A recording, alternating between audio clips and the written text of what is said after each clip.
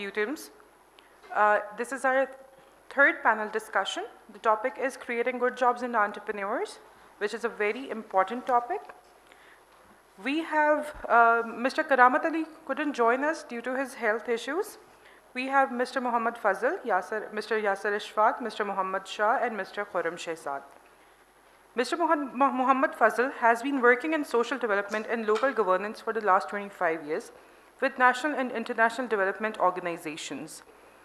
Mr. Fazal has designed and successfully managed over 100 humanitarian and development projects in the areas of integrated rural development, urban and rural poverty alleviation, livelihoods, food security, entrepreneurship, enterprise development, social mobilization, health, WASH, shelter, and DRR.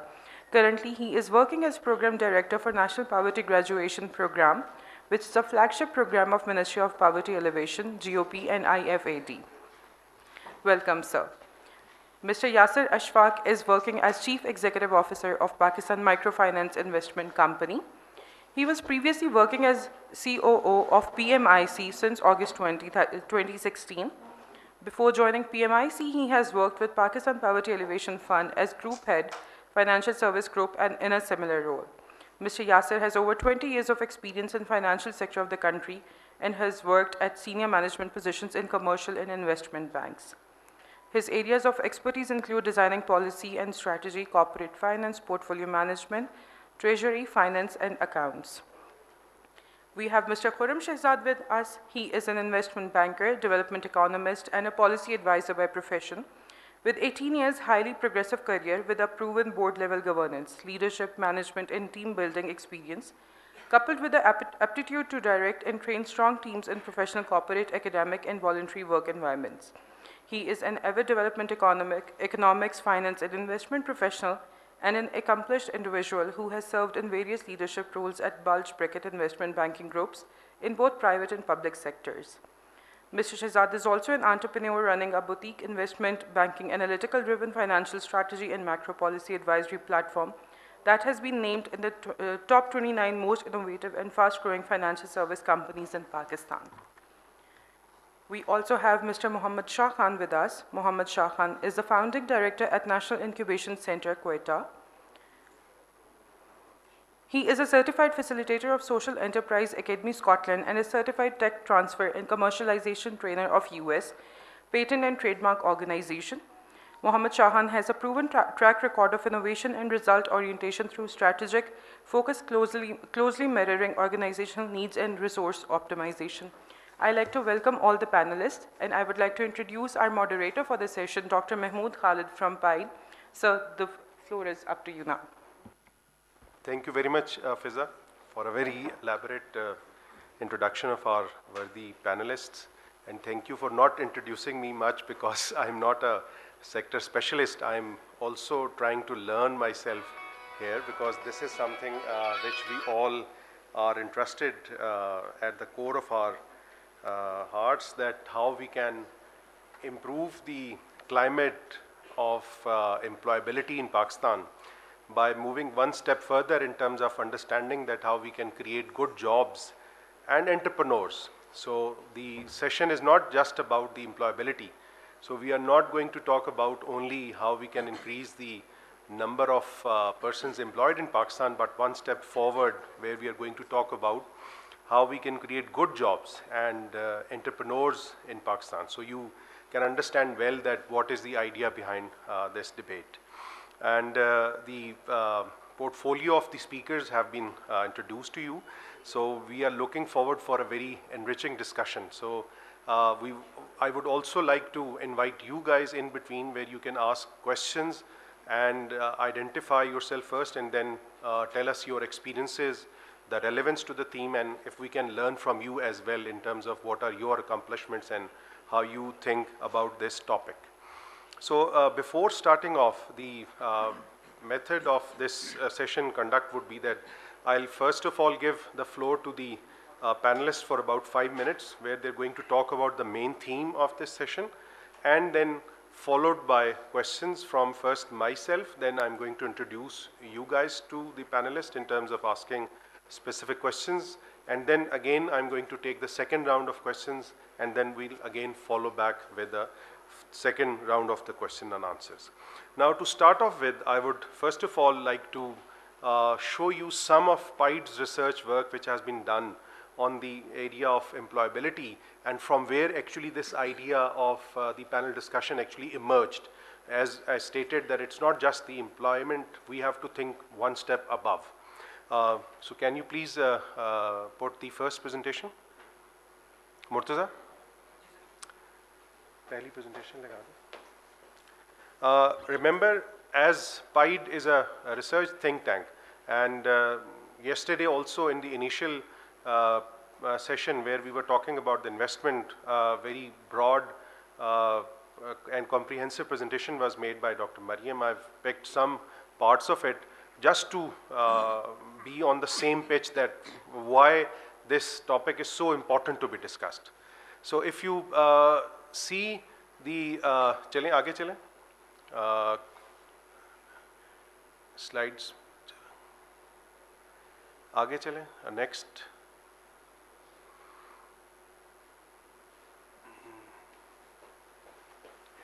Switch it. चल रहा है? चलो, thank you. कौन सा वाला? ये ऊपर वाला? ये ऊपर वाला नीचे आगे पीछे नीचे करें नीचे करना, sorry. ठीक. So I'm skipping the initial parts just to save time, and we have discussed it, and I'm going to start off with what PIDE's research think about the employability issue in Pakistan.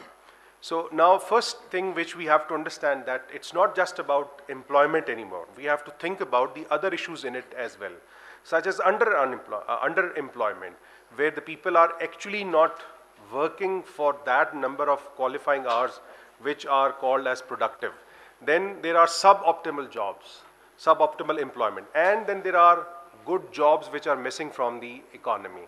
Now, how do you define good jobs is very important. Some people say that it's the certainty about the future income, the standards of the job, and other parameters such as career development and others. So we have to talk about these things as well, and this is the right forum to talk about them, because here we are creating those potential individuals which are our youth, which are going to enter this job market. So they have to be clear in their minds that what are they looking for and how they are going to approach towards it. There are specific definitions as well, such as ILO, which is the leading UN agency in terms of issues related to employment. They define decent work which involves the aspiration of the people. So it's not just about having a job for the sake of job. This is something which should be reflecting your preferences as an individual, where you can really be productive. And then there are issues such as fair income, security, workplace, and social protection, which is embedded in terms of qualifying it for a decent job. Now, having said that, PIDE has done some basic understanding or fact finding in terms of the employability status.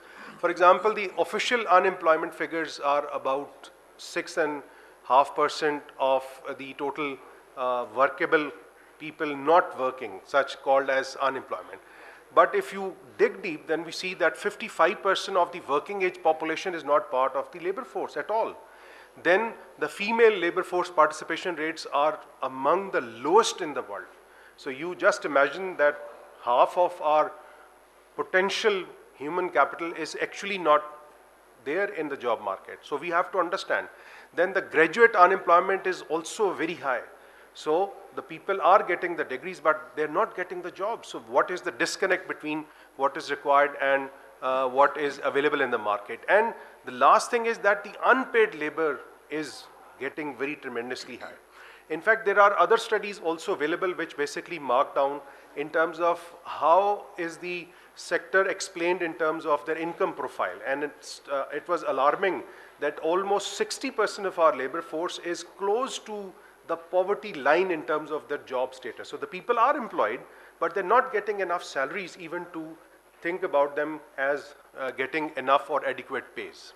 Then there are other numbers which describes to us that how the actual employment is spread in terms of the rural areas and the urban areas. Then we can clearly see that there is a bias in terms of more employability in the urban sector as compared to the rural sector.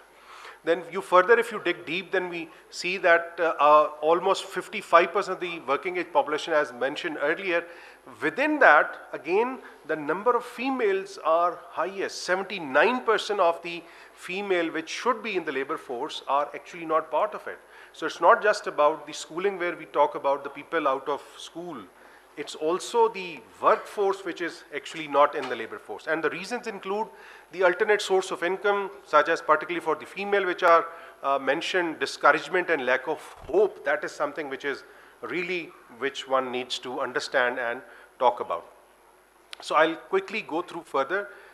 These are some things which were also talked about yesterday, and these are available in our publications as well.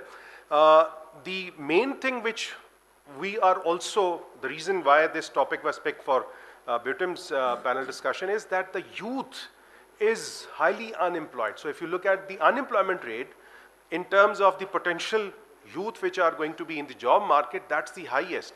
So what we see is that the youth aged between 15 to 19% is the highest in terms of the female, and overall if you look at it, then it's close to 43% in the rural and around 28.3% in the urban, and total it is close to, let me see, from 31%. So just imagine youth which is most productive in their prime age, they can really make contribution.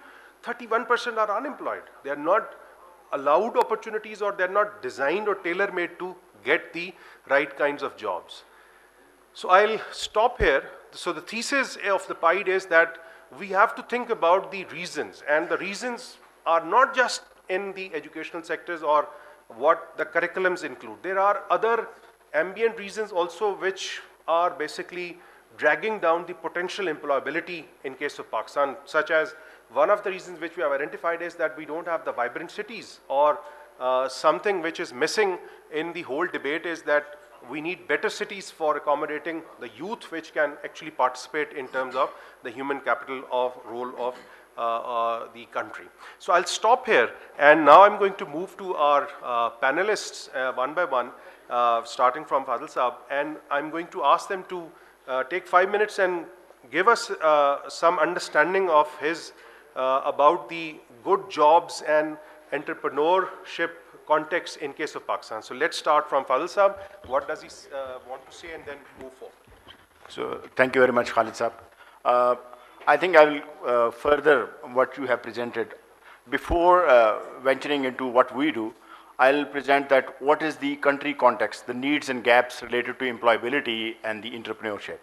As per the UNDP's latest report, Pakistan, because of this youth bulge and the growing population, Pakistan needs 1.5 million jobs every year. यानी 15 लाख लोगों को हर साल jobs की ज़रूरत है. And then we have 20% female labor force participation, which is the lowest worldwide. And then our labor productivity rate is 1.5, which is again lowest in the worldwide.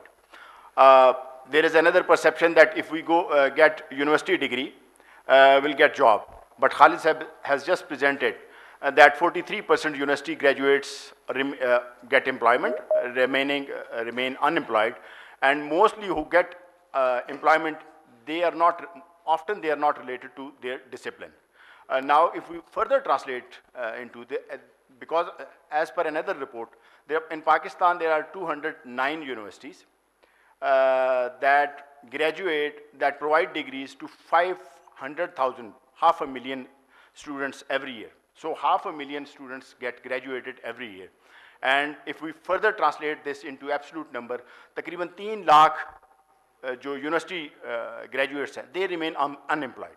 They do not have employment opportunity. So there are a number of reasons that why don't they get employment. It's the, but then there is another number. There are 7.7 million households in Pakistan who are at the bottom of this social pyramid, who are not counted or catered in any study regarding employment, and they are mainly those who are receiving this Benazir income support program, conditional cash transfer, 4,000 per month. And this is perceived that if they get this 4,000 rupees per month, these are mostly the landless labor. They do not have any livelihood, etc. source, and they are dependent on casual labor with 500 rupees per day, and often they get employment for 15 to 20 days a month. So they can barely feed their families. This is the 7.7 million households. And this is the target group of National Poverty Graduation Program. National Poverty Graduation Program is funded by International Fund for Agriculture Development Fund and Government of Pakistan. And our target group is basically those who are at the bottom of this social pyramid, who do not have access to even educational opportunities, do not have, they are not even bankable. The banks even do not provide them credit or working capital. They do not have any access to even the training opportunities, technical and vocational training opportunities. So to them, we provide livelihood assets. Our current target is with $150 million. Our current target is to provide livelihood opportunities and employability to 320,000 households who fall in this category. And in 21 districts across Pakistan. In Balochistan, we are operational in 3 districts, and we are targeting around 30,000 households to be graduated out of poverty with the livelihood skills transfers as well as the livelihood assets and interest-free loan. So this is what we are doing. I think we have done some when it comes to the livelihood development for those who are landless and who do not have any skill, we try to diversify. We provided technology, for instance, hand tractors in the mountainous areas of northern part of the Pakistan, which was quite new, and that revolutionized the local agriculture of that area. And also those who are earning 500 rupees per day, now they are earning 4,000, more than 4,000 per day. Those who use. And then we have also introduced the digital skills and the e-commerce among the rural youth. You all know that there is a now boom of digital economy and e-commerce, but this is mostly in urban areas. There is huge rural and urban digital divide, and there are very less opportunities for the rural youth to learn about this digital skills and e-commerce and to get connected with these platforms. So NPGP is also now focusing on that area. Thank you. Thank you very much, Fadil Saab. And in the second round, we would further like to ask you questions related to your area of interventions. Now, I would ask Yasir Saab if he can speak out on the same theme. 5 minutes. I'm just putting on the timer, Yeah, so. thank you. Ji, Assalamu alaikum. Thank you very much to PIDE and BUITEMS for organizing such a, good and appreciable conference. In order to look at, अगर आप देखना चाहें, अगर मैं उर्दू में बोलूँ तो मेरा ख्याल है ज़्यादा लोग, अगर हम देखना चाहें कि बेसिक मसला क्या है, कहाँ क्यों हम जॉब अच्छी क्रिएट नहीं कर सकते. So the two main sources of job creation in any country are the public sector and then the private sector. हम सबको मेरा ख्याल है काफ़ी हद तक ये मालूम है कि the resources that the public sector has are very limited. और जैसे कल भी सेशन हमने अटेंड किया कि अगर PSDP अगले 10 साल तक पुराने जो हैं उसी के अंदर पूरे करते जाएं, रिसोर्सेज नहीं हैं. और प्राइवेट सेक्टर के अपने कंस्ट्रेंट्स हैं, और वो constraints ranging from all that NOC culture जिस पे कल भी बात हुई, to various institution that they need to report to whenever they start a new sort of initiative जहाँ पे वो employment generate कर सकते हैं.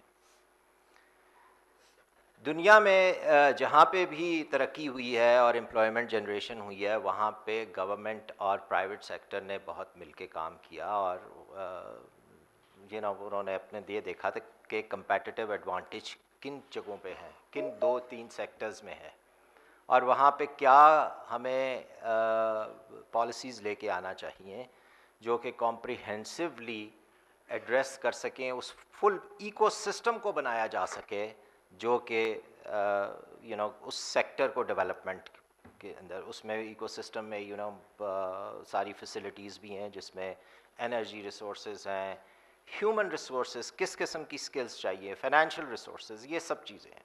और एक constant kind of constant doesn't mean कि उसमें इम्प्रूवमेंट नहीं लाई जा सकती, बट कांस्टेंट पॉलिसीज़ जो कि उस सेक्टर को सपोर्ट करें. और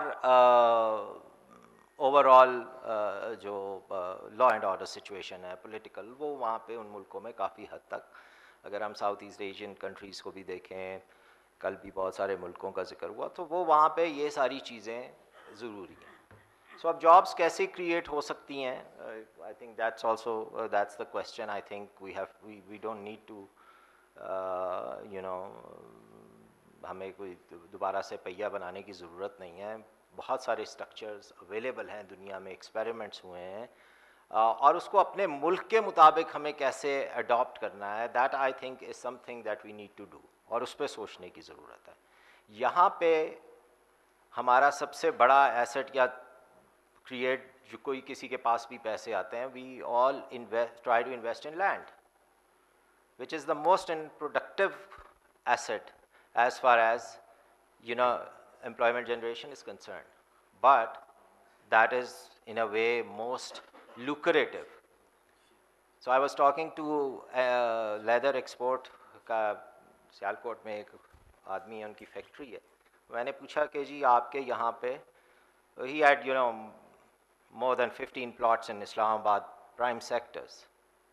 मैंने कहा आप ये क्यों नहीं, आप क्या एक्सपोर्ट के ऑर्डर्स नहीं, डिमांड नहीं है? ही सेड नहीं है. मुझे जब एक एसेट जो है 30-35% रिटर्न दे देता है 3-4 साल, यानी कि एवरी ईयर, और साल में 4-5 साल में मुझे 100% रिटर्न आ जाता है, मुझे किसी से डील नहीं करना पड़ता other than CDA and why should I invest? अच्छे ह्यूमन रिसोर्स नहीं मिलते मुझे, मैं एक लिमिट से आगे जाऊँ. स्टील मिल ओनर्स हैं, उन्होंने भी इसी तरह इन्वेस्ट किया हुआ है. आप स्टील लेने जाए, कोई भी चीज़ लेने जाए पाकिस्तान में, आपको लंबी लाइन में कि जी महीने 2 महीने बाद मिलेगा. सो कैपेसिटी कंस्ट्रेंट्स हैं, but they don't invest in new industries, और या उसको एक्सपैंड नहीं करते, because they have to deal with the government agencies, they have to deal with financial institution, they are constraint by overall skills. तो वो कहते हैं कि 2-250-300 से ज़्यादा के लोगों को मैनेज करना भी इस मुल्क में बड़ा मुश्किल हो जाता है. ऑल्सो जस्ट क्लोजिंग, एक जो चीज़ और बड़ी इम्पॉर्टेंट है कि फाइनेंशियल इंस्टीट्यूशंस जो हैं वो सपोर्ट नहीं करते हैं किसी भी नए इनिशिएटिव को, और ना वो कल्चर है हमारा. हमारे कल्चर में अगर कोई आदमी तरक्की कर जाता है तो उसको सोचा जाता है कि यार ये शायद करप्ट आदमी है, चोर है या क्या है. Also unlike many other cultures, western cultures में, ईस्टर्न कल्चर में ये थोड़ा सा डिफरेंट है. वहाँ पे फेल्योर को बहुत हम सिवियरली जो है वो पनिश करते हैं, यानी कि अपनी उसको बुरा भला समझा जाता है. एक तो फेलियर्स को भी, जबकि बाहर की जो वेस्टर्न सोसाइटी में बहुत सारी डेवलपमेंट, ईस्टर्न सोसाइटी में ये कम है, मैं बार बार कह रहा हूँ, तो वो उसको भी बहुत बुरी तरह. और अगर कोई तरक्की कर जाता है तो उसको सोचा जाता है कि यार ये, वो मैं अल्फाज नहीं इस्तेमाल करना चाह रहा जो आजकल होते हैं, तो वो समझा जाता है कि ये बहुत कोई करप्ट आदमी, इसने पता नहीं क्या क्या कुछ किया होगा. सो आई थिंक ये मेंटालिटी भी एक है. So I will stop here and then second round में मैं जो अपने सेक्टर से related. Thank you very much, Yasir Saab. Now we turn to Khurram Shehzad Saab, and given his successful experience of personal being an entrepreneur, let's see what does he have to say on the theme. Ji, thank you very much for inviting me, and thank you to all of you for putting up such a great show. खासकर PSDE, मैं हमेशा उसको गलत pronounce कर देता हूँ, PSDE को PDSE कह देता हूँ. तो thank you very much PIDE-PSDE और सारे ऑर्गेनाइजर्स माशाल्लाह, और स्पेशली स्टूडेंट्स जिन्होंने इतना ज़बरदस्त जो है रिस्पांस दिया है, सारे ऑडिटोरियम्स को जो है भर के और इतना इंटरेस्ट लेके. और ये बड़ा इंटरेस्टिंग टॉपिक है जो अभी हम बात कर रहे हैं, creating good jobs and entrepreneurship. देखें, in my humble opinion, entrepreneurship जो है वो बेसिकली जॉब क्रिएशन का इंजन होती है, और ये सब एग्री करते हैं, कोई जो है वो ढकी छुपी चीज़ नहीं है. इसमें हमारे यहाँ देखें सबसे बड़ा प्रॉब्लम क्या है. जो एंटरप्रेन्योर होता है ना, वो प्रॉब्लम आइडेंटिफाई करता है सबसे पहली बात. तो अगर मैं एज एन एंटरप्रेन्योर बात करूं, तो मैं एक प्रॉब्लम को आइडेंटिफाई करता हूं जो इस वक्त हम फेस कर रहे हैं एज अ कंट्री, और वो हमारे मॉडरेटर ने आइडेंटिफाई किया अपने पाइड की रिसर्च में कि अनएम्प्लॉयमेंट काफ़ी ज़्यादा है, और हमारे जो स्टूडेंट्स हैं जो इस वक्त जॉब मार्केट में आ रहे हैं वो तकरीबन को 2 मिलियन है। कल जो हम बात कर रहे थे 2 मिलियन लोग मार्केट में आ रहे हैं और 2 मिलियन यानी कि 20 लाख लोगों को एब्जॉर्ब करने के लिए आपको 8% जीडीपी ग्रोथ चाहिए फॉर द नेक्स्ट जैसे 30 इयर्स, ताकि वो एब्जॉर्ब हों।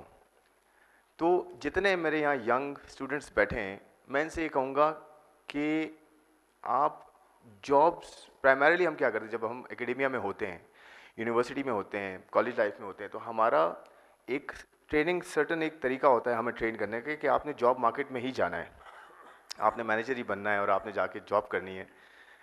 देखें, अपने आप को कन्फाइन ना करें आज की दुनिया में, आज से प्लान करें। अगर आपके पास कोई आइडिया है या कोई ऐसा प्रोडक्ट आपने कुछ उसकी, वो कहते हैं एंटरप्रेन्योरशिप हमारे स्टार्टअप स्पेस में MVP मिनिमम वाइबल प्रोडक्ट, कोई ऐसी चीज़ जिसे आप किसी को कस्टमर को दें या किसी को यूज़ करने के लिए दें तो उसकी कोई प्रॉब्लम सॉल्व हो रही हो या उसे वो पसंद आ रही हो, चाहे उसकी कॉस्ट की बेसिस पे आ रही हो, उसके कोई एट्रीब्यूट्स हों, तो अपने जहन में कोई ना, by the time you graduate उस वक्त तक अपने जहन में कोई ना कोई प्रोडक्ट या कुछ प्लान करके रखें कि देखें जॉब मार्केट बहुत ज़्यादा इस वक्त जो है वो टफ़ है और 20 लाख लोगों को जॉब इस वक्त नहीं मिल रही।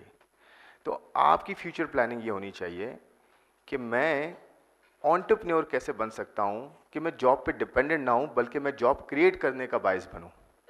क्योंकि हमारी प्रॉब्लम क्या है, 2 मिलियन जॉब्स मार्केट में आ रही हैं, एब्जॉर्ब नहीं हो रही। तो मेरा एक छोटा सा सवाल होगा ऑडियंस से, सिर्फ हाथ खड़ा करके बताइएगा, जवाब दीजिएगा।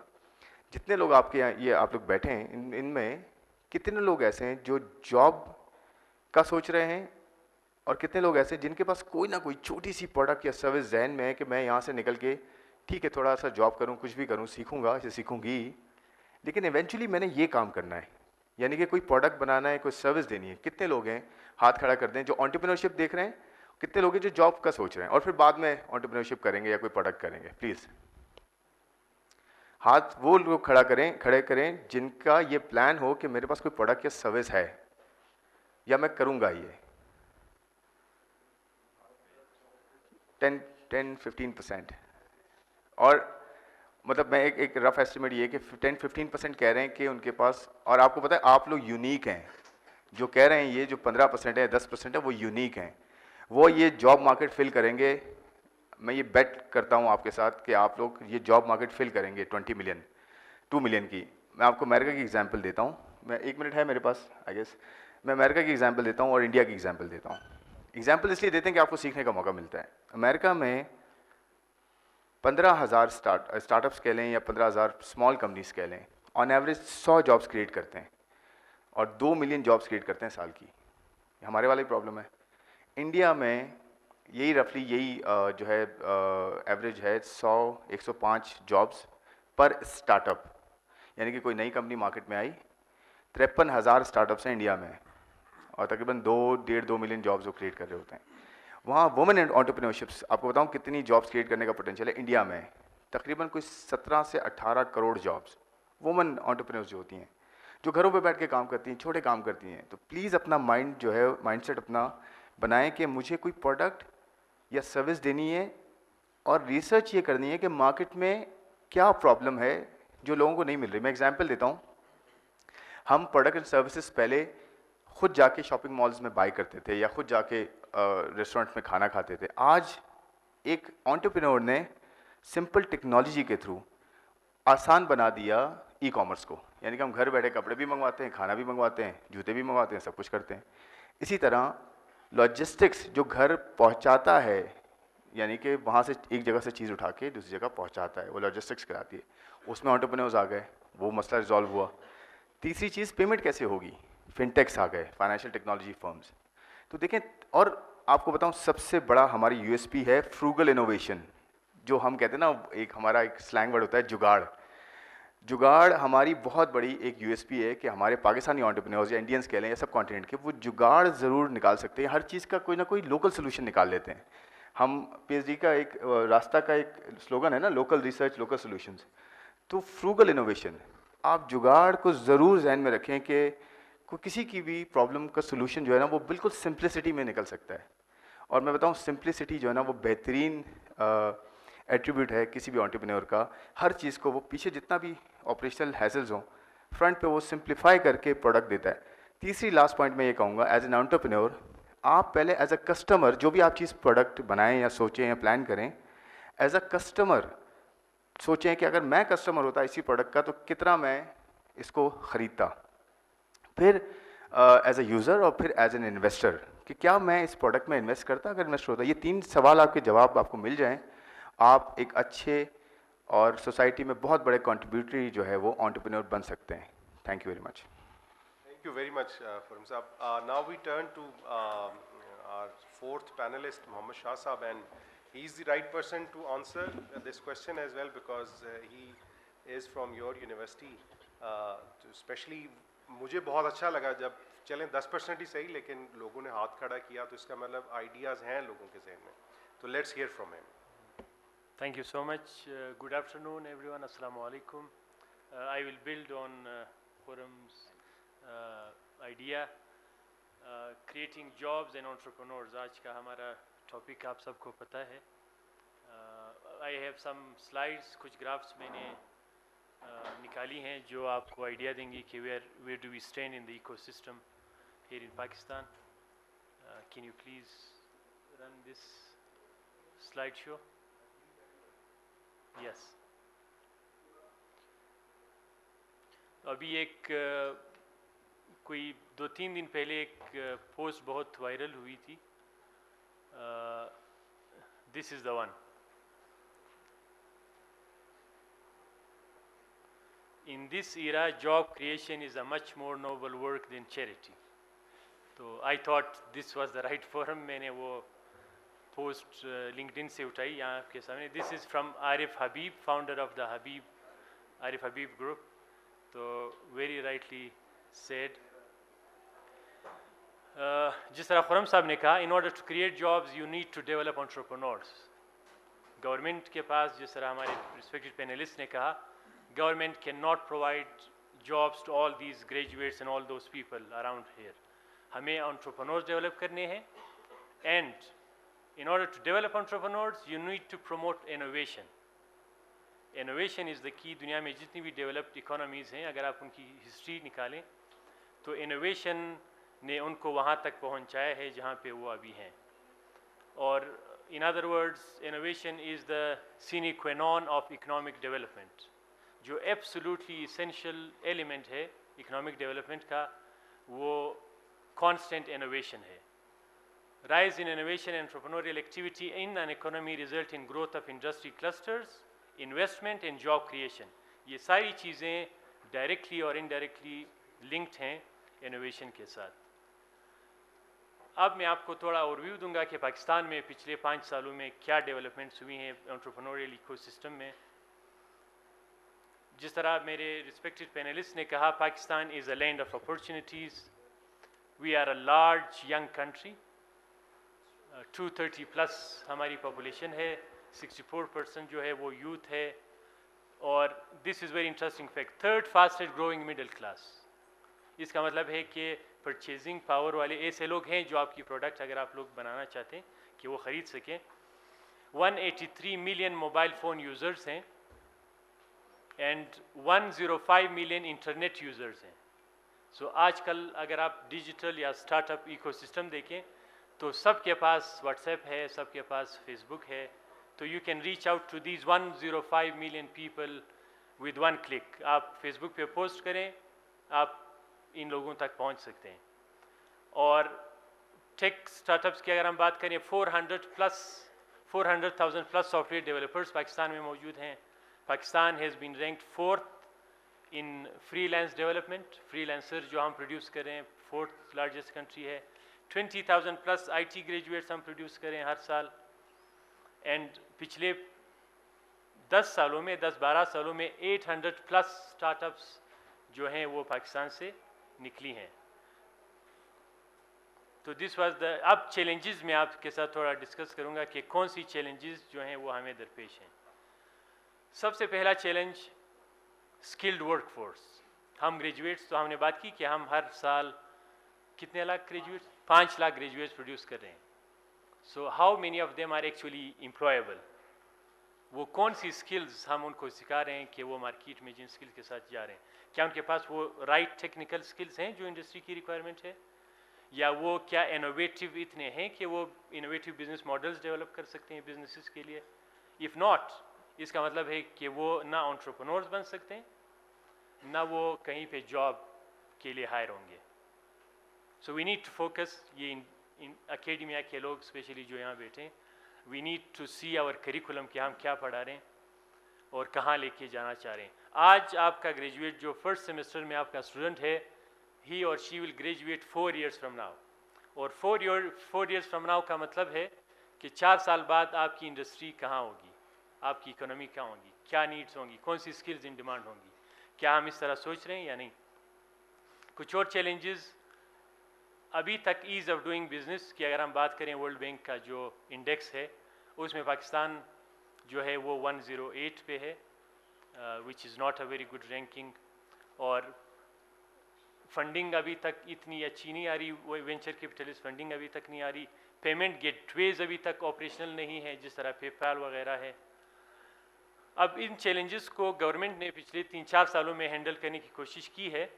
गवर्नमेंट ने 2-3 पॉलिसीज़ बहुत पॉजिटिव लॉन्च की हैं। 2018 में digital Pakistan policy was there, 2019 में e commerce policy.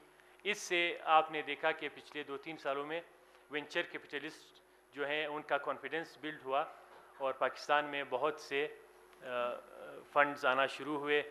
In the mean time government ने ये भी किया, ministry of IT and telecom और इग्नाइट ने, कि 5 इंक्यूबेटर्स बनाए NICs के नाम से, NIC क्वेटा, लाहौर, इस्लामाबाद, पेशावर एंड कराची।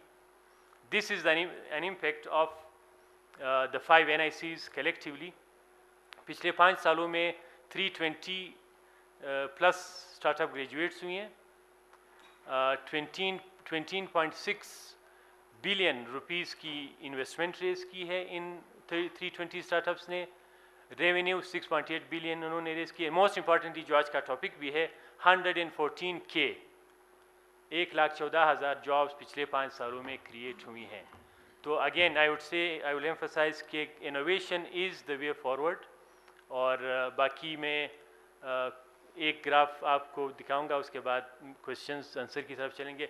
ये इन्वेस्टमेंट रेट है raised in the last 5 years, और पिछले साल पाकिस्तानी स्टार्टअप्स ने 350+ मिलियन डॉलर्स की इन्वेस्टमेंट रेज की है, which is more than the last 5 years combined. इसका मतलब है कि अभी वेंचर कैपिटलिस्ट जो हैं वो उनका कॉन्फिडेंस डेवलप हो गया है, और 257 डील्स यानी 257 स्टार्टअप्स ने रेज किए हैं पैसे। तो I think the future is bright. With this I would conclude. Thank you so much. Thank you very much for a very enlightening presentation. और मेरे ख्याल में incubation centers was one of the key interventions, HEC especially, जिसने entrepreneurs के लिए एक platform provide किया with student ignite के थ्रू, एंड ताकि ये अपने जो आइडियाज़ हैं, जिस तरह अभी खुरम शहजाद साहब ने बात की कि everybody has some ideas in mind, उसको हम नाम यहाँ पे जुगाड़ का देते हैं, but that's an idea way you are trying to solve the problem under given resources and others. तो अब now we go towards the questions specific to the panelists. पहले मैं एक एक क्वेश्चन सबसे पूछूंगा, फिर उसके बाद then we'll come to the floor. Now starting from Fadil साहब again, इनका जो बैकग्राउंड है उसके हिसाब से what is his learning कि हमारी कौन सी ऐसी सोशल या कल्चरल इम्पेडिमेंट्स हैं, कोई बॉटलनेक्स हैं या स्किल गैप्स का प्रॉब्लम है कि जिसकी वजह से हम जॉब मार्केट में उस तरीके से एंटर नहीं हो पा रहे, कि जिस तरीके से बाहर की दुनिया में जब ग्रेजुएट्स तैयार होते हैं तो they directly go into the market with some hurdles, finally they go through और वो फिर आगे फॉरवर्ड जाते हैं। तो प्लीज़ 2-2 मिनट के अंदर इफ़ यू कैन। जी थैंक यू। आई थिंक जो हमारी जो रुकावटें हैं, जो हमें वो तरक्की के अहदाफ को हासिल करने में मुश्किल पेश आ रही है, मैं उसको क्लासिफाई करूँगा 3 शोबों में। पहला है जोग्राफिकल डिस्पैरिटीज़, जो हमारे यानी अर्बन और रूरल में एक डिवाइड है।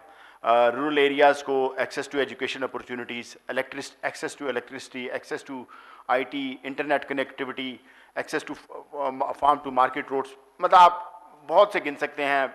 सो ये एक तो बहुत बड़ी ये रुकावट है हमारी इस तरक्की में। दूसरा ये है जेंडर डिस्पैरिटीज़। ये यानी हम सिनफी सतह पे हमारा जो महरूमियाँ हैं वो बहुत ज़्यादा हैं। मैंने जैसे पहले बताया था, सिर्फ 20% जो ख़वातीन हैं वो एम्प्लॉयमेंट में हैं। और इसके साथ साथ आप सबको पता है जो तालीम की स्पेशली रूरल एरियाज़ में secondary education and beyond secondary education opportunities उनके लिए है ही नहीं है। उसके साथ साथ इवन जो क्वालिफाइड वुमेन हैं, हमारे कुछ स्टीरियोटाइप्स हैं कि ख़वातीन के लिए मखसूस शोबे हैं, हेल्थ और एजुकेशन। और even those who are educated, उनको हमारे फिर अगर सोशल एक कंस्ट्रक्ट है कि उनको परमिशन लेना पड़ती है। अगर उनका हस्बैंड रीलोकेट हुआ है तो उनको भी रीलोकेट होना है, उनको जॉब सेक्रीफाइस करनी है। सो ये जो कुर्बानी है उनको अपने कैरियर की हमेशा ख़ानदान के लिए वो देने पड़ती है। तो ये भी हमारा दूसरा मसला है। तीसरा हमारे स्टीरियोटाइप्स हैं। हम जब एम्प्लॉयमेंट की बात करते हैं तो हमारे जहन में तसव्वुर आता है नौकरी का। और जब भी हमारी हुकूमत भी कोई भी पॉलिटिकल पार्टी जब अपनी मैनिफेस्टो, अपना मंशूर का ऐलान करती है कि हम इतनी नौकरियां देंगे, ठीक है, अपनी एम्प्लॉय, तो पब्लिक में जो 20 करोड़ आवाम है उसके जहन में ये तसव्वुर होता है कि ये सारे या तो सरकारी मुलाजम हो जाएंगे या पाकिस्तान स्टील मिल में हो जाएंगे, वापडा में, मतलब इनको मुलाजमत मिल जाएगी, क्योंकि इसमें रिस्क कोई नहीं है। इसमें हमने कोई रिस्क नहीं लेना, कोई मेहनत नहीं करनी, हमें तनख्वाह लगी बंदी मिल जाएगी, हमारी हेल्थ और जो सोशल सिक्योरिटी है वो भी फुली सिक्योर है। तो ये हमारे स्टीरियोटाइप्स है। इसकी वजह से हम एंटरप्रेन्योरशिप की तरफ हमारा रुझान नहीं है, चाहे वो रूरल में हो या अर्बन में। गुड। नेक्स्ट यासिर साहब से जो क्वेश्चन जो उन्होंने खुद मेंशन भी किया कि हमारे पास अपॉर्चुनिटीज़ कहाँ पे हैं जॉब क्रिएशन की। लैंड में लोग सिर्फ इन्वेस्ट करते हैं, तो क्या हमारे बिजनेसेस हैं ही नहीं जिसमें हमारी जॉब्स क्रिएट हो सकें? तो थोड़ा सा इनसे हम जानना चाहेंगे सेक्टोरल डाइवर्सिटी के हवाले से कि हमारी कहाँ कहाँ पे अपॉर्चुनिटीज़ हैं। देखिए, मैंने पहले भी जैसे कहा कि एक जो डेवलपिंग कंट्री है वहाँ पे government has to play a very important role of creating an enabling environment, policies के लिहाज से और वो सब चीज़ों के लिहाज से। You have to pick up 3-4 sectors को आपको करना होता है। अब चाइना में जैसे, या इंडिया में सॉफ्टवेयर का चाइना में हुआ, वो जहाँ पे ये हब्स बनते थे डेवलपमेंट के चाइना में, वहाँ पे वो इवन रेंट्स को भी रिड्यूस कर, उसमें भी सब्सिडाइज कर दिया करते थे कि ये कंपनीज ने यहाँ पे काम करना है। सो एक पूरा इकोसिस्टम। माइक्रो फाइनेंस एक जिस सेक्टर में मैं काम करता हूँ वो अगर आप इंडिया और बांग्लादेश को देखें, उन्होंने अगर उन सेक्टर को यानी कि पकड़ा, इस वक्त बांग्लादेश में की आबादी है 170 मिलियन और हमारी है तकरीबन 220-225 मिलियन। उनके माइक्रो फाइनेंस के क्लाइंट हैं 32 मिलियन, हमारे 8.5 मिलियन है। सो आप ये देख लें कि अगर आपको फोकस करना है बिल्कुल इनिशियल लेवल पे, तो आपको उन सेक्टर्स में फोकस करना है जहां आप ये समझते हैं कि आपका कंपैटिटिव एडवांटेज है। एग्रीकल्चर में आपका कंपैटिटिव एडवांटेज है, क्योंकि मैन्युफैक्चरिंग जो है उसमें बड़ा, कल भी मेरा ख्याल है उसमें बात हो रही है, मैन्युफैक्चरिंग में एक बहुत बड़ी शिफ्ट आ रही है, स्ट्रक्चरल चेंज आ रहा है। वहाँ पे टेक्नोलॉजी जो है वो ज़्यादा यूज़ हो रही है, कैपिटल इन्वेस्टमेंट ज़्यादा है रादर देन ह्यूमन रिसोर्सेज, जो कि आज से 100 साल पहले एक था कि हाँ एग्रीकल्चर, या 200 साल पहले एग्रीकल्चर से मूव होती थी ममालिक मैन्युफैक्चरिंग सेक्टर की तरफ और वहाँ पे एब्जॉर्प्शन ऑफ द लेबर हो जाता था। बट अब अगर आपको compete करना है international, because you have an open economy, आप ट्रेड करते हैं दुनिया के साथ, तो आप को वो टेक्नोलॉजी लेके आनी चाहिए पड़ेगी जो एफिशिएंट है, और अगर आप वो एफिशिएंट लाएंगे तो फिर आपके उतनी एम्प्लॉयमेंट नहीं होगी। सो जैसे मेरे साथियों ने भी कहा, entrepreneurship is very important, and please जो लोग नौकरी करना चाहते हैं मैं उनके साथ भी हूँ, बिकॉज दुनिया में हर कोई एंटरप्रेन्योर नहीं होता है, और जो एंटरप्रेन्योर होते हैं वो भी अच्छे हैं और जो जॉब करना चाहते हैं वो भी बहुत अच्छे हैं। मैं खुद जॉब की है सारी ज़िंदगी, तो इसलिए मैं उनके हक़ में भी हूँ। सो बट दुनिया में अगर आप ये समझ लें कि हर एक एंटरप्रेन्योर है तो वो नहीं है, और ये जो आपको एग्जांपल्स नज़र आती हैं वो चंद लोग ही होते हैं कि जो हैं, और उनके लिए ऑल, हाँ अच्छी बात है, I wish them all the best, but हमें स्किल्ड लेबर की भी ज़रूरत है। हमें स्किल्ड लोगों की भी ज़रूरत है जो मुख्तलिफ़ पोजीशंस। हम जब इंटरव्यूज़ करते हैं अपनी ऑफिस के लिए, तो अदर दैन 2-3 यूनिवर्सिटीज़ के हमें हार्डली कोई अच्छी कैंडिडेट्स मिलते हैं। हम अब करते ही हैं, एक हमारी जो कोशिश है, यू गिव मी, हम अब ज़्यादा से ज़्यादा बिल्कुल फ्रेश कैंडिडेट्स को ले रहे हैं।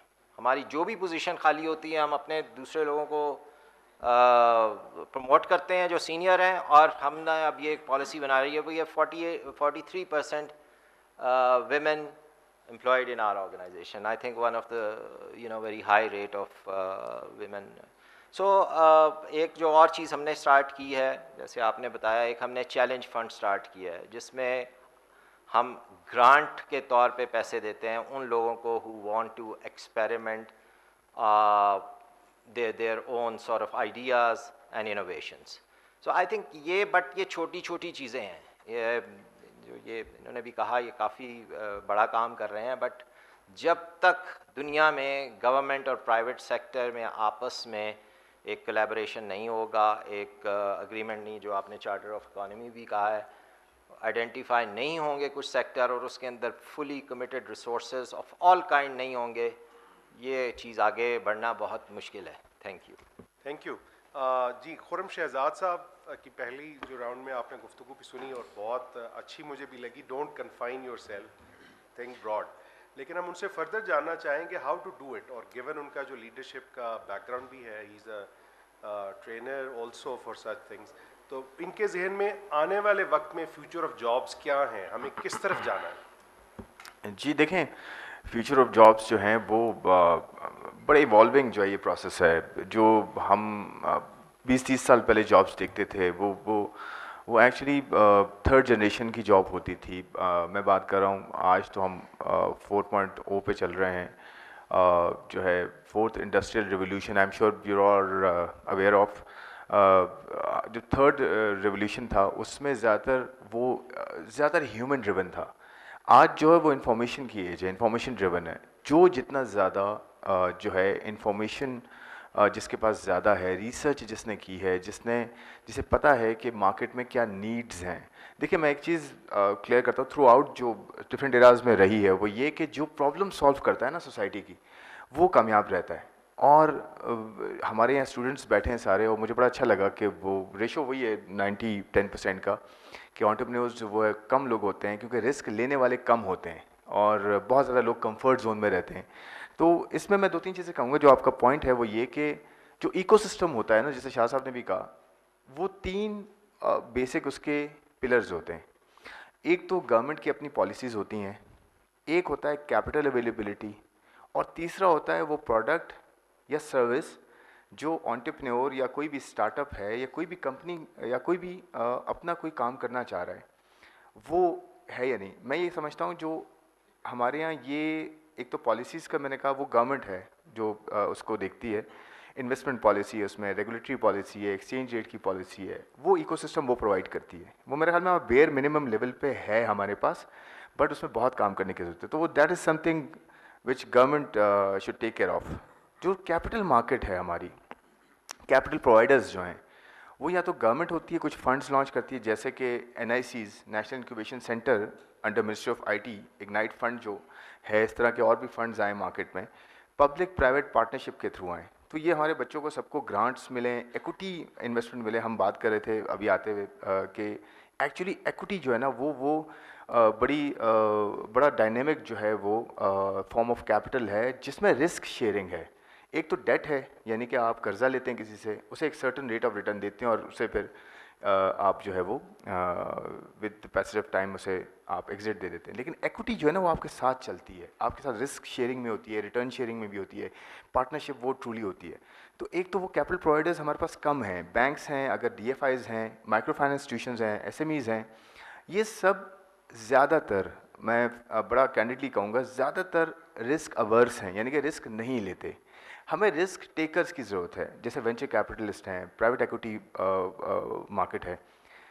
और हमारे यहाँ एक कमी जो थर्ड पोर्शन है, जिसमें आइडिया है, जिसमें MVP है, जिसमें एंटरप्रेन्योर्स हैं, उनके अंदर रिस्क टेकिंग इनिशिएटिव कम है।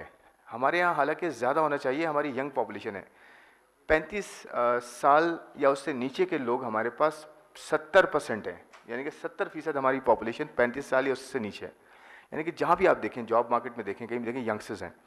रिस्क क्यों नहीं लेते? रिस्क लें क्योंकि तुम्हारे आपके पास टाइम है, यानी कि आज रिस्क लेंगे, वो कहते हैं ना फेल बट फेल फास्ट, जल्दी ना कामयाब हों आप, ताकि आपको दोबारा खड़े होने का मौका मिले और दोबारा से कोई चीज़ डेवलप करें। और वो मैं इस तरह से कहता हूँ, basically entrepreneurship is about taking risk, और जो रिस्क है ना, ये ऑब्स्टेकल है कामयाबी में और आप में। मैं ये कहता हूँ ऑब्स्टेकल इज़ द पाथ, यानी कि मुश्किलात ही रास्ता है जो आप तय करते जाएंगे, हार नहीं मानेंगे, आप देखेंगे कि इवेंचुअली आप वो कामयाब होंगे। अगर आपको वाकई बिलीव है और आपको ये है कि जी मैं ये कर सकता हूँ और ये दुनिया मेरी इस प्रोडक्ट या सर्विस को मानेगी, तो आप मनवाएं। वो ज़िद चाहिए आपको, वो ज़िद चाहिए, आप कामयाब होंगे। देखिए, आप दुनिया के एंटरप्रेन्योर्स देख लें बड़े, वो ड्रॉप आउट्स हैं ज़्यादातर। मैं ये नहीं कह रहा कि ये सारे ड्रॉप आउट्स हो जाएँ, ऐसा नहीं है, बट ये कि आप बिल्कुल अपनी पढ़ाई पूरी करें, और मैं ये कहूँगा यूनिवर्सिटी में अपनी प्रोडक्ट्स खड़ी करें, सर्विसेज खड़ी करें, अपने फेलो जो आपके कोलीग्स हैं इनको प्रोडक्ट दें इस्तेमाल करने के लिए कि जी ये मेरी प्रोडक्ट है, ये सर्विस है, ये ऑनलाइन प्लेटफॉर्म है, देखो यार इसको टेस्ट करो, इसको क्रिटिसाइज़ करो, इसको आप जो है वो क्रिटिसाइज़ करके बताओ मुझे कि क्या कमी है इसमें। तो जितने लोग आपकी बुराई करेंगे ना, वो एक्चुअली आपके फीडबैक देने वाले हैं आपको, उसको फीड फॉरवर्ड में कन्वर्ट करें, फीडबैक को फीड फॉरवर्ड में कन्वर्ट करें, आपको कामयाबी मिलेगी। लेकिन एंटरप्रेन्योरशिप ही है वो चीज़ जो कि आपकी ये मसले हल कर सकती है। लेकिन इन्होंने बिल्कुल ठीक कहा कि ऐसा तो नहीं कि सारे एंटरप्रेन्योर्स बनने की जॉब कौन करेगा, तो वो जॉब्स खुद क्रिएट होती हैं, वो एंटरप्रेन्योर्स बनते हैं अपने एक लर्निंग कर्व पे, फिर आगे चलते, तो ये प्रोसेस गोज ऑन। बहुत शुक्रिया। क्विकली शाह साहब, आप अगर बता सकें कि हमारी जो एग्जिस्टिंग यूनिवर्सिटी सेटअप है, लेट से आप ब्यूटेम्स का ही मिसाल ले लें, क्या हम उस 90-10 ही चाहे रेशो है, लेकिन हम दोनों चीज़ों को कवर कर पा रहे हैं? बस क्विकली बता दें फिर उसके बाद, ताकि हम क्वेश्चंस। अच्छा, देखिए, मेरा ख्याल है कि पाकिस्तान में the entrepreneurial ecosystem is in the making. अभी ये इतना डेवलप नहीं हुआ, इतना मैच्योर नहीं हुआ, और मेरा ख्याल है कि universities can do a lot to produce entrepreneurs, to train entrepreneurs. मेरी जहाँ तक राय है, और एक हमने पाकिस्तान इंजीनियरिंग काउंसिल को भी एक पॉलिसी हमने प्रपोज़ की थी कि अगर वो चाहते हैं कि आपके ये जो 3 लाख ग्रेजुएट्स निकल रहे हैं उसके उनमें से 40% अनएम्प्लॉयड हैं, अगर आप चाहते हैं कि वो एम्प्लॉयड हों तो आप उनको एंटरप्रेन्योरशिप पे लगाएं right from the first semester. आप एक तो हर अंडर ग्रेड कोर्स में entrepreneurship as a mandatory subject उनको पढ़ाएं, ताकि उनका mindset, entrepreneurship is a mindset, अगर आप वो माइंड सेट उनको देंगे, it will not only help them become entrepreneurs, बल्कि अगर वो जॉब भी करेंगे कहीं पे, तो उस माइंडसेट के साथ वो बहुत innovative within an organisation, वो बहुत इनोवेटिव होंगे। तो एक तो ये चीज़ कि हम थ्रू आउट ऑल डिसिप्लिन्स में हम अंडर ग्रेड लेवल पे entrepreneurship as a mandatory course पढ़ाएं। दूसरी बात, teachers are very very important. Teachers को हम शॉर्ट ट्रेनिंग्स दें, 1 हफ्ते की, 3 दिन की, डिज़ाइन थिंकिंग क्या है, problem solving skills, critical thinking skills. और चूँकि स्पेशली जो टेक्नोलॉजी या इंजीनियरिंग के ग्रेजुएट्स होते हैं वो फाइनल ईयर प्रोजेक्ट्स करते हैं, तो फाइनल ईयर प्रोजेक्ट्स जब तक आपके टीचर्स ट्रेन नहीं होंगे एंटरप्रेन्योरशिप पे, वो उन फाइनल ईयर प्रोजेक्ट्स को just for the sake of a project लेंगे।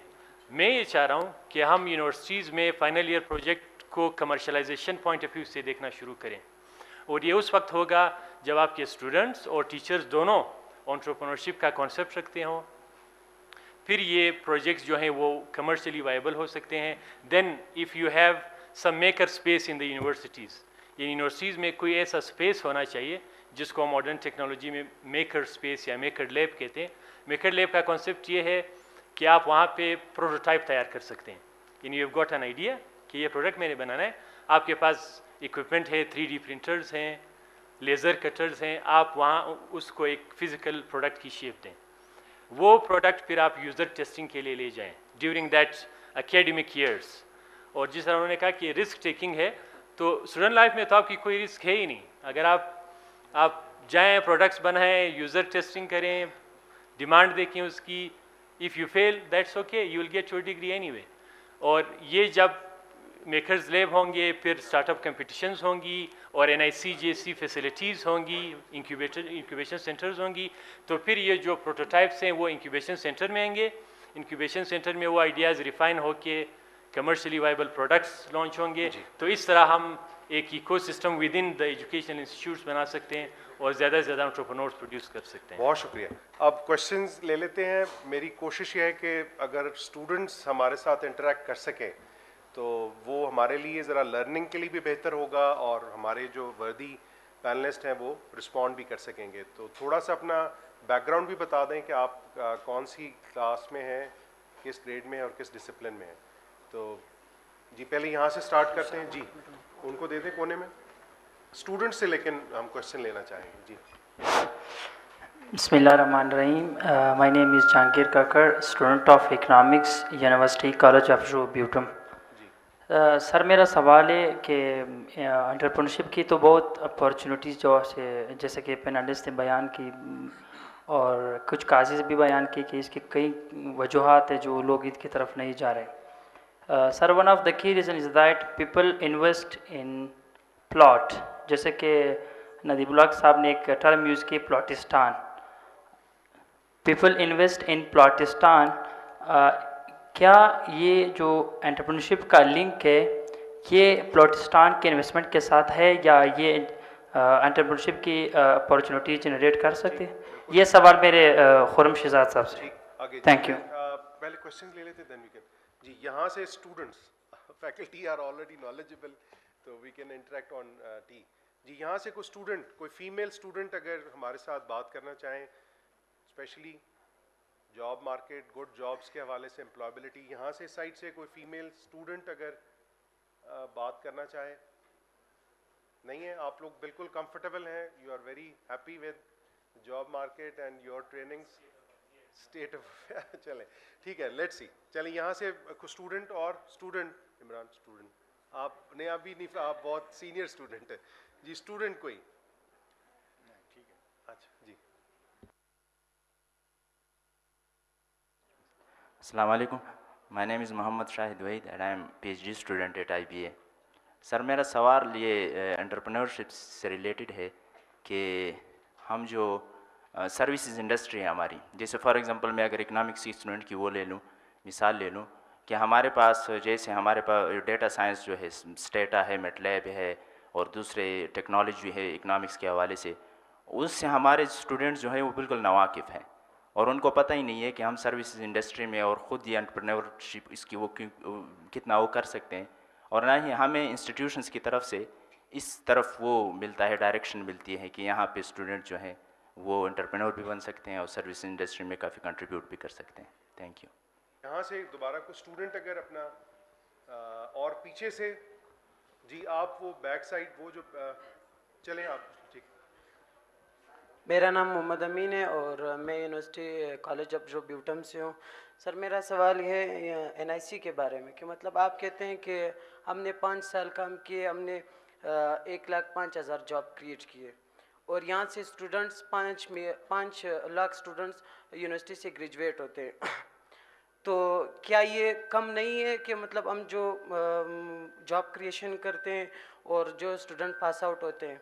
और दूसरा ये कि हमारा एजुकेशन सिस्टम जो है वो ज़्यादातर फोकस उस चीज़ पे करता है कि मतलब हम बुकिश नॉलेज करते हैं कि प्रैक्टिकल वर्क की तरफ हम नहीं जाते कि हम स्टूडेंट को एबल बनाएं कि वो खुद एंटरप्रेन्योर बने। Thank you.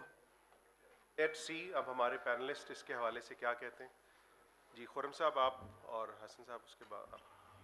हाँ जी, बहुत अच्छा सवाल था आपका एंटरप्रेन्योरशिप का, और ये जो प्लॉटिस्तान वाली आपने बात की जो नदीम साहब हमेशा बोलते हैं, इसके 2 एंगल्स हैं। एक तो बिल्कुल सही बात है कि सबके स्टूडेंट का, मैं पहले ये बता देता हूँ, 2 चीज़ें होती हैं वो आपको ज़रूर करनी चाहिए लाइफ में। एक तो ज़रूर करनी चाहिए, एक तो एंटरप्रेन्योरशिप पे हम बात कर रहे हैं ना, अपना कोई आप बिज़नेस क्रिएट करें और फिर उससे बड़ा करें, जॉब्स क्रिएट करें, सोसाइटी में कुछ चेंज लाएं, बेहतरी लाएं अपने लिए भी और सोसाइटी के लिए भी। ये एंटरप्रेन्योरशिप का आउटकम है।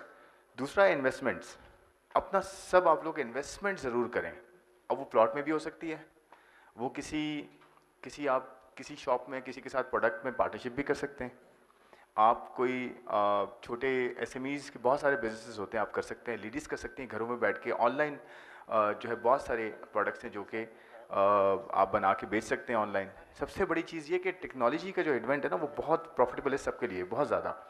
तो प्लॉटिस्तान की जो बात है ना, आप ये देखें कि जो प्रॉब्लम क्या थी, जो मैंने शुरू में बात की कि आप प्रॉब्लम को आइडेंटिफाई करना सीखें। आप वीकनेसेस को और थ्रेट्स को, आप होता है ना कहीं जाते हैं, आप क्रिटिसाइज करते हैं, यार यहाँ पे ये प्रॉब्लम है, आप उसको अपॉर्चुनिटी में कन्वर्ट करें कि ये प्रॉब्लम नहीं है, ये अपॉर्चुनिटी है। अगर इसमें ये चीज़ हो जाए और मैं कर दूँ ये चीज़ सही, तो मुझे ये फ़ायदा हो जाएगा और मैं दूसरी सोसाइटी के लिए भी, लोगों के लिए भी फ़ायदा करूँगा। तो थिंकिंग प्रोसेस अपना आप इस तरह से करें। दूसरी बात ये कि एंटरप्रेन्योरशिप करना और इन्वेस्टर बनना, दुनिया में 2 लोग सबसे ज़्यादा कामयाब होते हैं, इधर एंटरप्रेन्योर्स और इन्वेस्टर्स और बोथ। तो आप रियल एस्टेट में इन्वेस्ट क्यों ना करें? अपनी जो भी आपको सेविंग्स मिलती हैं, जो भी आपको पॉकेट मनी मिलती है, क्यों ना उसमें से या तो कोई प्रोडक्ट बनाएं या इन्वेस्ट करें। इन दोनों में आपको जो है आपका फ्यूचर बेहतर होगा और आपको रिटर्न्स अच्छे मिलेंगे। मैं एग्जांपल देता हूँ ज़मीन.com की। ज़मीन.com ने क्या देखा, वो ये बात कर सकता था ना, ये प्लॉटिस्तान है, यहाँ तो रियल एस्टेट में होता है। उसने अपॉर्चुनिटी देखी, उसने बीच में एक प्लेटफॉर्म बनाया कि ज़मीन.com पे जाएं, आपको प्लॉट की जो बेचने वाला है वो भी मिलेगा, प्लॉट को सेल करने वाला भी मिलेगा, आपको रेंट पे लेने वाला भी वहाँ मिलेगा, आपको प्लॉट्स की जो कीमतें हैं वो भी नज़र आएंगी। कितनी बड़ी अपॉर्चुनिटी, $1 बिलियन कंपनी बना दी उसने। आप क्यों नहीं सोच सकते इस तरह? ये माइंडसेट की बात है। बहुत शुक्रिया जी। Just 1 minute. Just to add to what Khurram is saying, और आपका जो सवाल था, दुनिया में कैपिटल मार्केट्स जो हैं वो बहुत डेवलप्ड होती हैं, और जो सेविंग्स होती हैं बहुत सारी, उसमें से सब्सटैंशियल पोर्शन जो है वो इन कैपिटल मार्केट्स में जाता है, जो कि लोग फिर अपनी नई इन्वेस्टमेंट्स और उसमें लगाते हैं। अनफॉर्चुनेटली वो यहाँ पे नहीं है, और जो टैक्सेस नॉर्मली प्रॉपर्टी पे थे, कैपिटल गेंस, उसको अगर कंपेयर किया जाए बाकी एसेट या बाकी इन्वेस्टमेंट में, वो बहुत कम है। So this is one of the reason. बहुत अनप्रोडक्टिव है, एक आध तो ठीक है अपने लिए, बट लोगों के यहाँ पे 20-25, और ये सिर्फ एक ऊपर की जो 1% या 2% ऑफ योर पॉपुलेशन है, उसके लिए ये सब कुछ हो रहा है। सो आई थिंक इसको बहुत ज़्यादा डिस्करेज करने की ज़रूरत है। बहुत शुक्रिया। Unfortunately I have to leave it here because हमारे जो नेक्स्ट स्पीकर हैं, he is online waiting for us. So I would like to thank our worthy guests here, Mohammad Fazil साहब फ्रॉम NPGP, यासिर इशफाक साहब CEO PMIC, Mohammad Shah Saab from NIC BUITEMS, and Khurram Shehzad Saab, an entrepreneur and businessman. So thank you very much for your kind presence here, and now we move to the next session. Thank you very much, sir.